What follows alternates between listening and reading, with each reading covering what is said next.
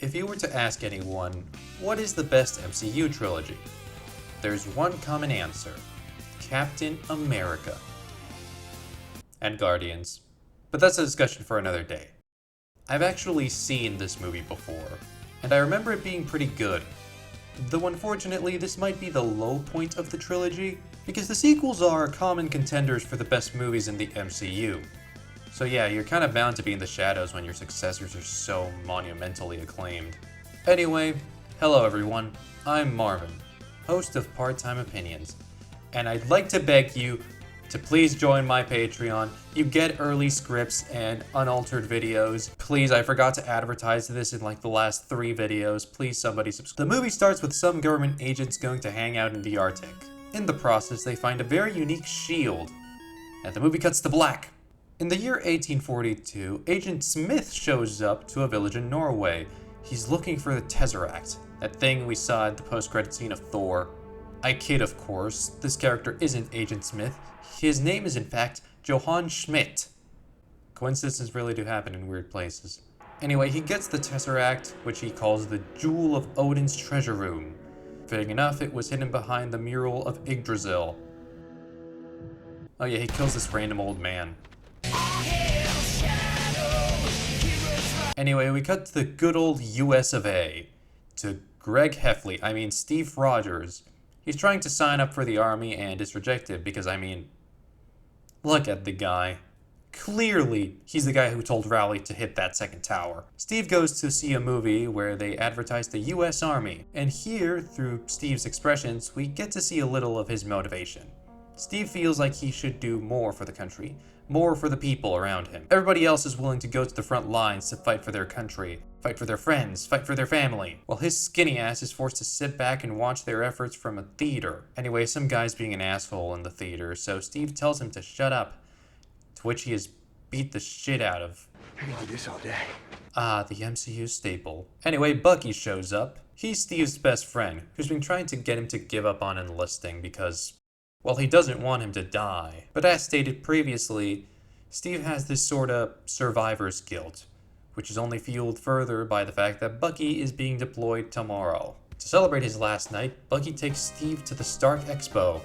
Hopefully this one will go better than the one in 2010. Surprise! Bucky tricks Steve into a double date. This is already getting worse than 2010. Here we get to see just how awkward of a guy Steve is. Oh yeah, and Howard Stark. How come this is the 40s, yet we only see flying cars in the Fantastic Four universe? Steve looks back and sees a poster of Uncle Sam as he disappears to try and enlist again. This is the way of the movie telling us that the war is, in a way, Steve's call to action, and that America needs him. Steve and Bucky have an argument about this, which is overheard by this guy. Bucky lets Steve do his thing and they go their separate ways. Don't win the war till I get there. In the middle of his evaluation, the doctor steps out for some reason, and in comes this guy from before. This is Dr. Abraham Earthkin. This is how I wrote his name in the script, so I'm gonna call him Dr. Abraham from here on out. Oh, he's also German. This is important because we're fighting Nazis. All remaining. Oh yeah, I should have mentioned that. Dr. Abraham is intrigued by Steve's motivation to fight for this country, and asks him if he wants to kill Nazis. I don't want to kill anyone. I don't like bullies. I don't care where they're from. The doctor approves him into the army. Maybe what America really needs is a really good boy. We cut into what I assume is Mountain Silver. Schmidt here is experimenting with the Tesseract alongside Dr. Arnim Zola.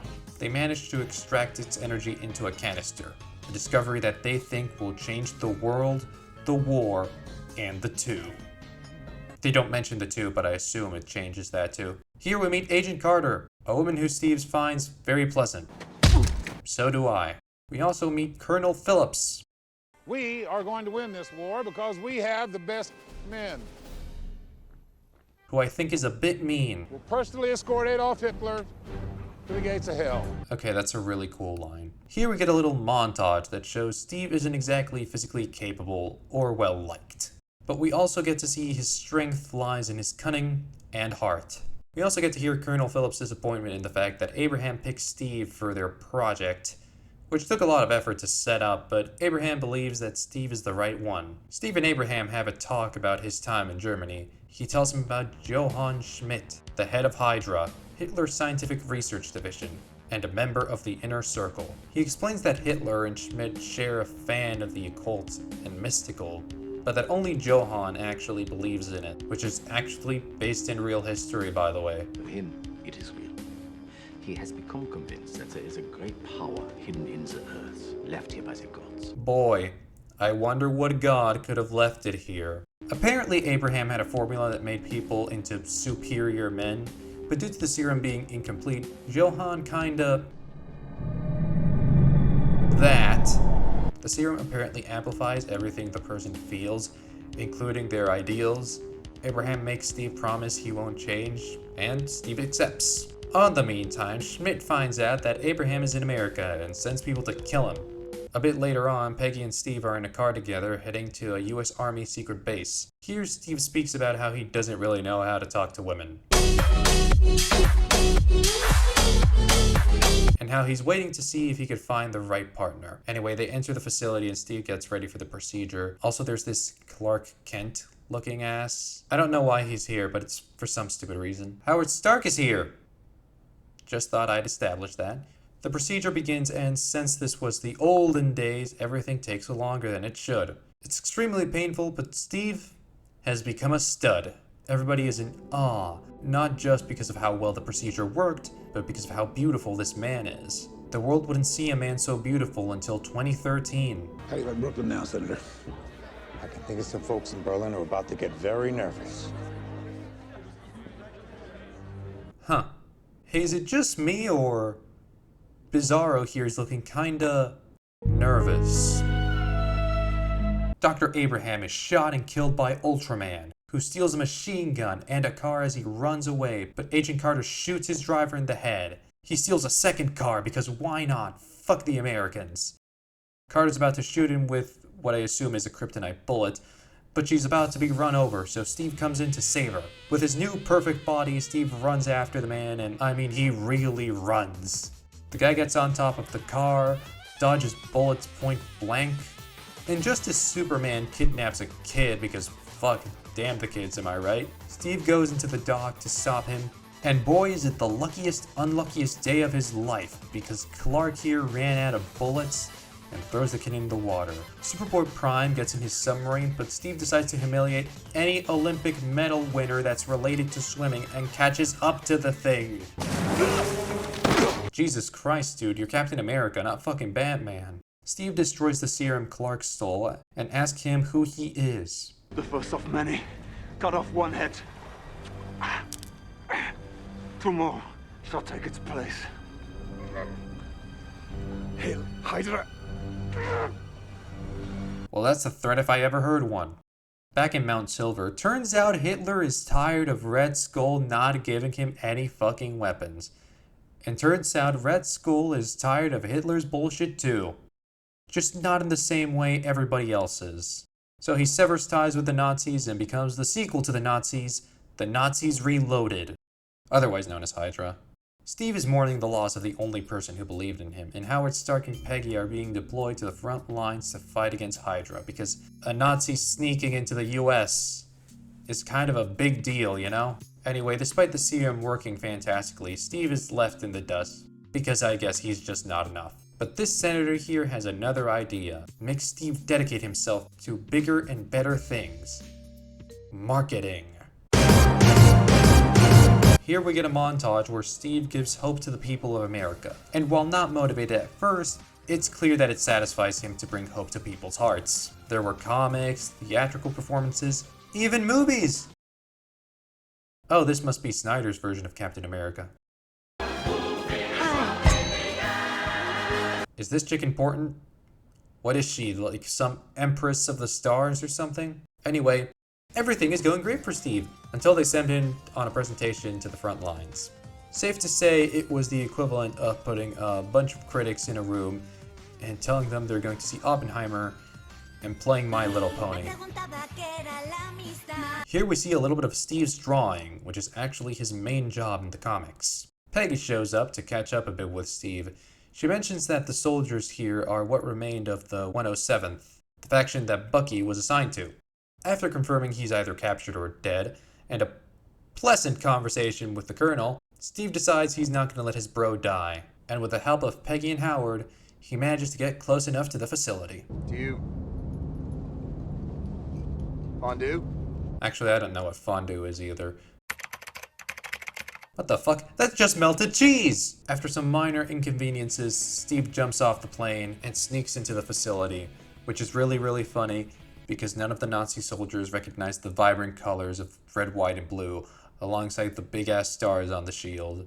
Steve grabs a weird-ass Tesseract battery and frees the prisoners, and finds out where Bucky is and sets off to set him free.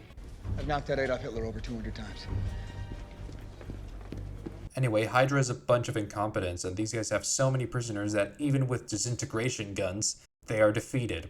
They even steal their fucking tanks.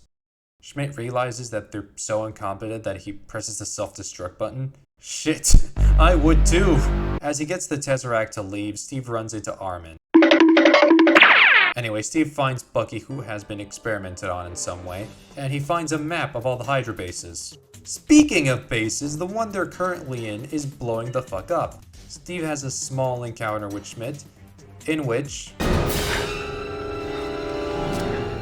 yeah, I'm just gonna call him the Red Skull from now on. He leaves because he's a fucking bitch. There's a huge explosion, and we fade back to the US settlement. Phillips is writing a letter to the senator about Steve's death and is about to fire Peggy, but they hear some commotion.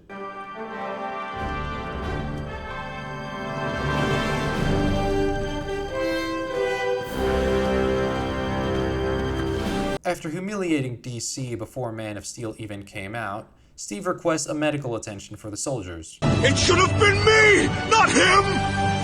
It's not fair! In the Allied Powers headquarters in London, he relays the location of the Hydra bases he saw on the map. To help destroy these locations, Steve recruits some random guys he rescued from the Hydra base, and Bucky, into his mission to destroy Hydra permanently. Peggy shows up to inform Cap that Stark has some important equipment for him to try, and after some flirting, leaves Cap and Bucky to themselves. Howard is in the middle of analyzing the Tesseract remnants. Insert unnecessary relationship drama, because this is really needed in the movie. The moment you think you know what's going on in a woman's head is the moment your goose is well and truly cooked. Man, he really was a visionary. Here we're introduced to the iconic vibranium shield.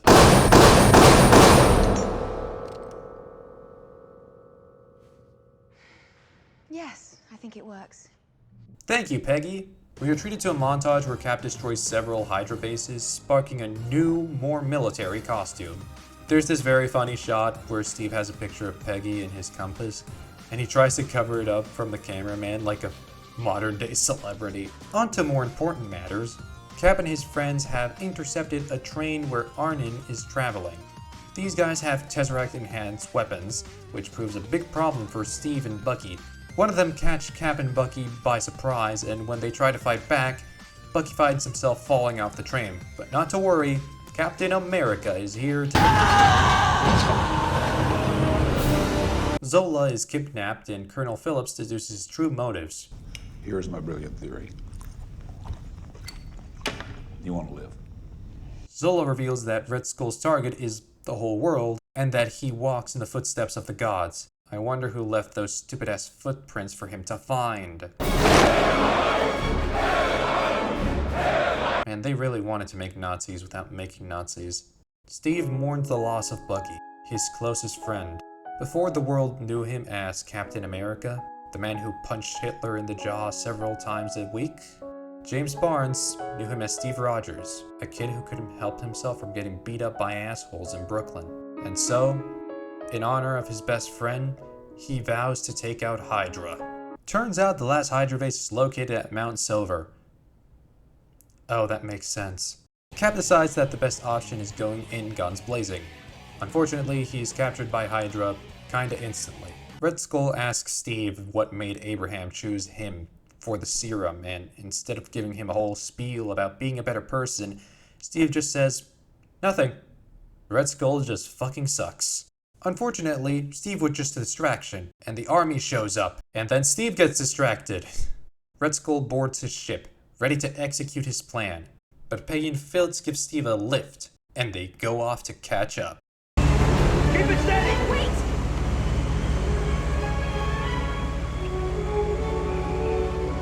Go get him. I'm not kissing you. Steve gets on the plane and realizes there are multiple bombs destined for multiple cities in the US. It's an intense battle with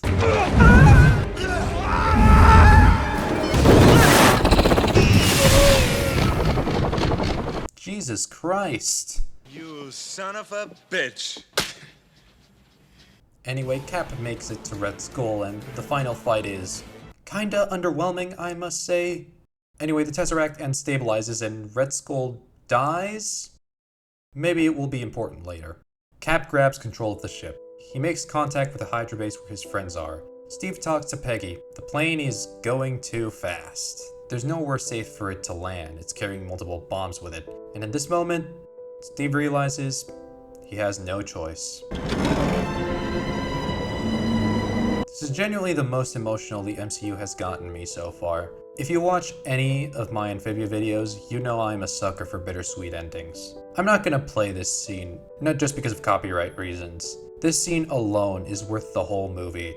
The dialogue, the shots, the acting, it's all really beautiful. The movie ends in VE Day, the day World War II ended in Europe, where everybody celebrates in the name of Steve.